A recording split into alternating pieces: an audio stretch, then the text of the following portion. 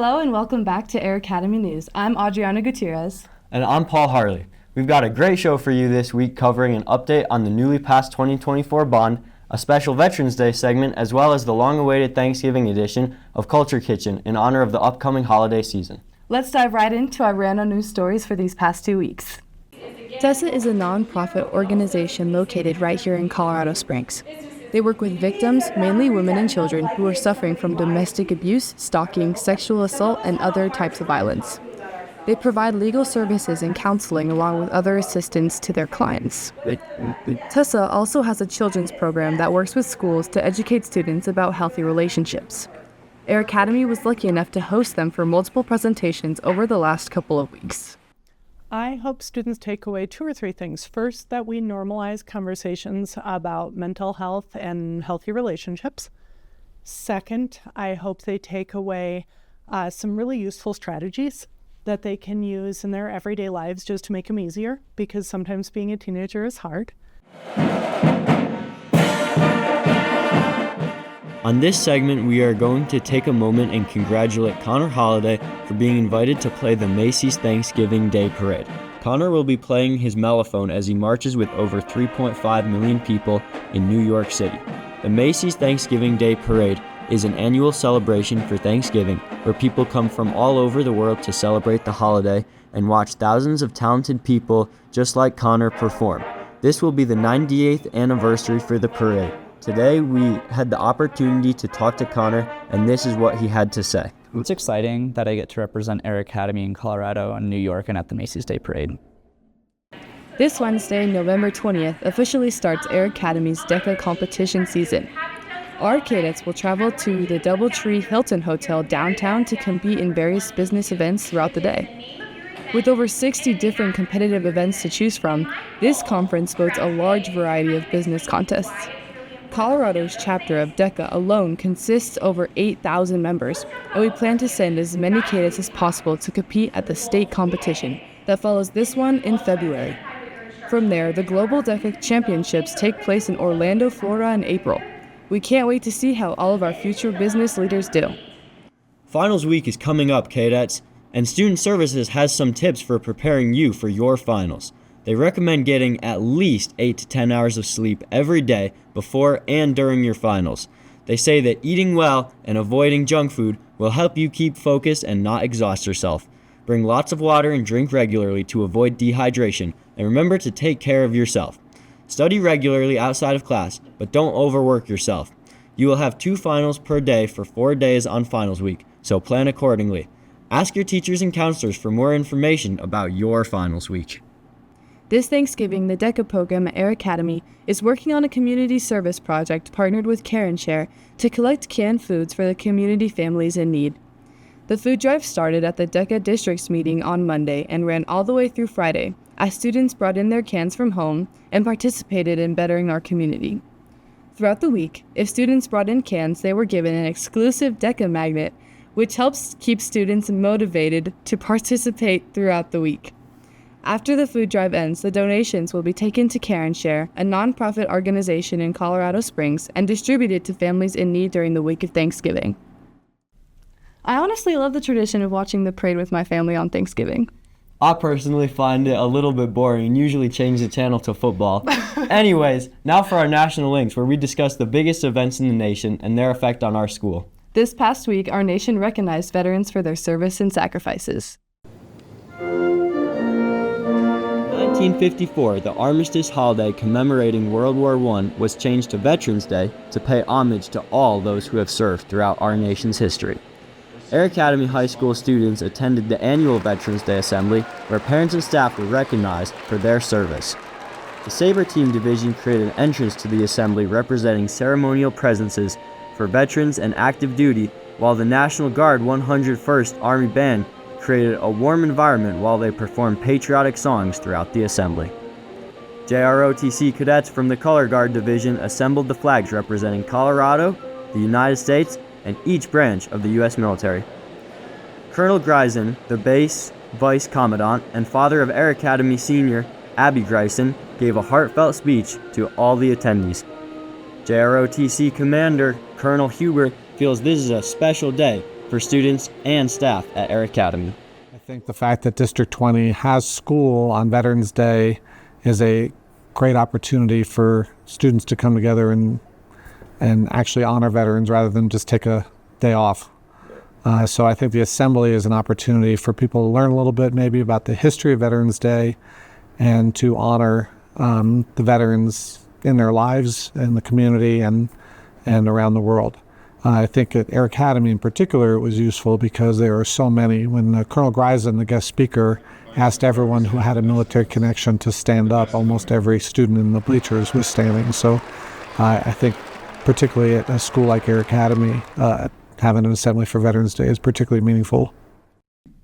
I honestly never realized how many military families there were here at our academy. Yeah, I think they did a really great job with that assembly to honor all those who have served our nation. Thank you for all your service, veterans. On a similar topic, did you know that our new geography teacher, Mr. Thorner, served 20 years in the Army? Well, what a coincidence. Mr. Thorner is our teacher's highlight for this week's Fresh Faces segment, where we talk about new staff members here at our academy. For our final segment of Fresh Faces this semester, we highlighted Chad Thorner, who is a retired Green Beret in the military. He served for over 20 years and spent 11 of those deployed overseas. This is his first job after his time in the military, and he is one of our freshman geography teachers. He took this position at Air Academy because it allowed him to spend more time with his family. He has 3 children enrolled at different schools in District 20, so this was a perfect fit. One of his favorite things to do in the military was coaching and teaching, and this job gave him the opportunity to continue doing so with students. Being able to connect with students and both teach and learn from them is one of his favorite parts about this job. He enjoys seeing the students thrive and start to transition into adulthood. So my time in the military, I spent 18 years in Special Forces, also known as the Green Berets. And contrary to popular belief, it's not a Call of Duty game. So a lot of my time was spent training, teaching, coaching, and mentoring, working with foreign partners, foreign forces, and allies. And I try to bring that same attitude towards teaching as well. It's all about development, coaching people, and making them better, and I also get better at the same time too. Working with students and all the shining bright young faces out there. After I got out of the military, I did a lot. Is it just me, or is it really hot in here? No, it's not just you, but things did get heated while we were covering our hot take story from this week, as we asked students for their opinions on the snow day policy. Grady Neely is here with more. What's up, Grady? Thanks, guys. As the winter months approach and 3 snow days are already in the books, e-learning is becoming an increasingly likely option for our school. Currently, our policy allows for 2 free snow days, after which we will switch to e-learning if additional snow days are needed.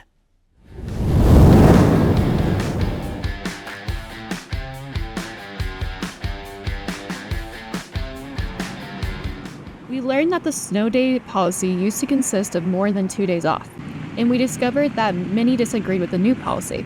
We spoke to Ms. Archer and Mr. Whitson about their views on the snow day policy. Mr. Whitson opposed the existing policy, while Ms. Archer suggested there might be a better way to manage e-learning days. We used to have 5 or 6 snow days with no e-learning. And now that we have e-learning, we shifted from 5 snow days to 2 snow days and e-learning. So we're not losing any time with our students. So when I grew up in a mountain town, and we had built-in snow days. So if we needed a snow day, then we would just go to school during the designated snow days. I think right now it's really hard if you have a snow day, you get the 2 and then later on you get the e-learning, right? But nobody's really prepared for e-learning. It's always a little chaotic. It feels crazy. And then, teachers only have 2 hours to prepare for e-learning when they were planning for in-person. So many times teachers have, they have the papers, but then it's like, oh my gosh, I got to upload it online. This is so stressful. So if we have designated times, like April 15th is a snow day, as in it's a day off. Let's say we have our snow day in December, then that means we're going to go to school in April instead of having that be a day off. So like I said, I don't agree with the snow policy in D20. I wish we would have at least 5 or 6 traditional snow days. You guys deserve that. Everybody deserves the snow days and the downtime. And then after that, then we should go into e-learning. We also interviewed a student, Hayden Baker, who found this new policy beneficial. I think we should do e-learning during the snow days. That way everyone can have enough time during their summer vacation to do everything they want to do. As of right now, we've used up all of our free snow days, so now it will be all e-learning. What do you think? Should we have more snow days or get out earlier for summer? You decide. Now for an update on our first ever hot take. The bond issues for D20 that include the construction of a brand new Air Academy passed 2 weeks ago. This is a huge win, not just for us at Air Academy, but for all of D20. Superintendent Ginger Harborer visited our school this week with other district personnel to celebrate the win and share some cake with the staff members. District Chief Financial Officer Becky Allen was also on hand to field all questions staff had regarding the timeline for our new facility. The bond not only covers the expenses of the new Air Academy construction, but also for the capital improvements for the Castle Academy and the new Summit Charter Academy. There's a lot to come in the next few years, and we're excited to see what's in store for the future. I was so thrilled when the bond passed because our community came together to just recognize the great work that's done in the district and the exciting opportunities, that our families at Air Academy High School and really the entire district have. And so I was absolutely thrilled and just so grateful to the community for placing their trust in us and for giving us this opportunity. I'm really excited to see the new plans for the school, even though I probably won't be here. Yeah, but I'm going to be sad to see this building go. I've made a lot of memories here the last 4 years. Definitely. Well, moving on, I can't believe there's still snow on the ground from our last big storm. I wonder if we'll get another snow day. I sure hope so. Let's see what Mark Westrick has to say about the weather for this upcoming week and check out our chances. Hi, Mark.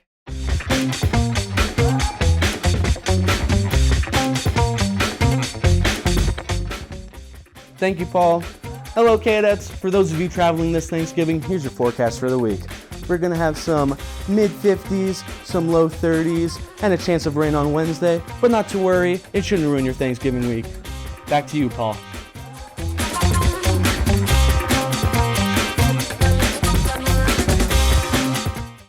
Thanks, Mark. Next up is Club Spotlight, where we highlight one of the many clubs and activities here at Air Academy each week. This week, we'll be showing off our Wednesday morning Duncan Devotionals Club. For this week's Club Spotlight, we looked at a not-so-well-known club at Air Academy, Duncan Devos. Duncan Devos is a club that was formed by the older brother of Nathan Colbert, a junior at Air Academy, and has been passed down to Nathan and his friends. Duncan Devos meets every Wednesday at 7 a.m. in Mr. Longhenry's room, and they also host a Bible study during lunch on Tuesdays in room 201. This group is passionate about God and loves sharing their beliefs with their classmates. Every week, a game is played to start off the morning, and then a new volunteer brings donuts and presents a devotional with time for small groups. In the past year, and especially after the club fair, this club has grown significantly from just Nathan and his friends to now an entire classroom full of cadets. It's just a good reminder from Sunday to Wednesday, and it just helps me stay focused throughout the week, The Out and About segment is a chance to get off campus and follow a cadet to their place of employment. This week, we traveled to Crumble Cookie, a cookie bakery gaining lots of popularity around town.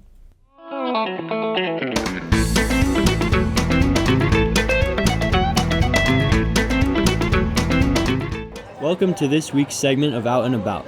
Today we're diving into the delicious world of Crumble Cookie, the fastest growing cookie business in the U.S.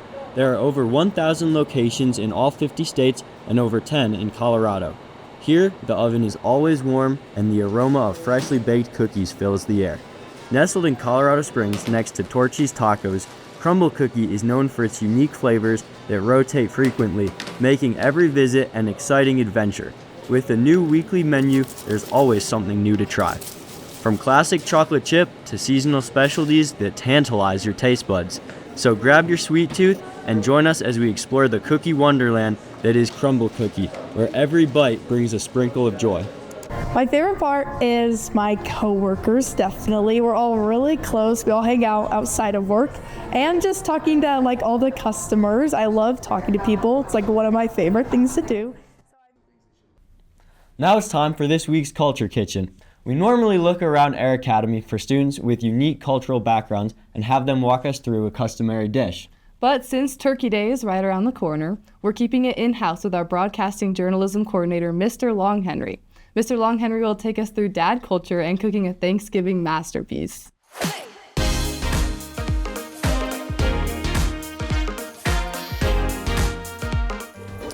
Hello everyone, my name is Sam Stubing. I'm here with Mr. Longhenry, and this is Kid at Culture Kitchen and Thanksgiving edition. Thanksgiving edition, yes.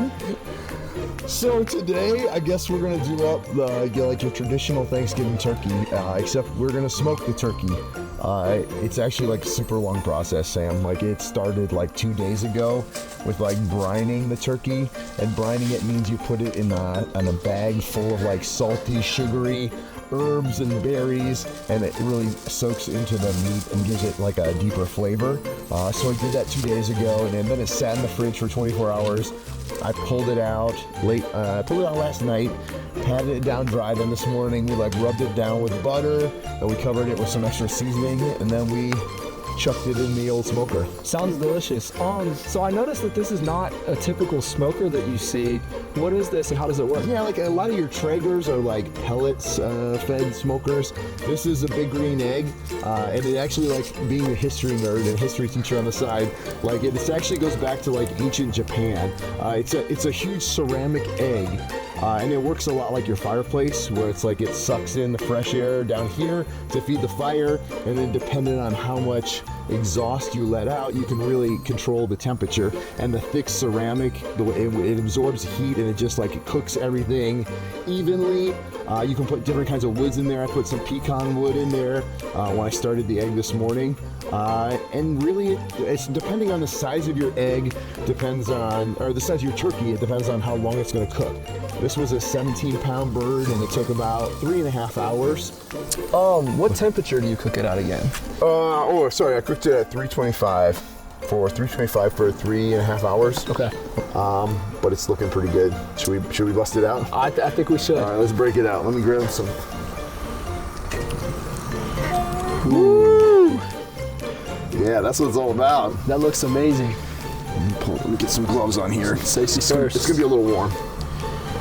So like, normally you would pull this thing out and you would let it rest for an hour. But due to the magic of TV, I already had it out and I let it rest for an hour and then put it back on here so we could pull it out. But yeah, it's cooked. I measured the temperature based off of the breasts here on top, and you take it to about 165 degrees to be safe. All in all, 17-pound bird, it costs like a little under $30. When you do all the brine stuff and the butter and everything else, it was about a $50 cook. But this will feed. It's not bad at all. This will easily feed a family of like 6, maybe 8, depending on how hungry they are. But let's just chop some of this.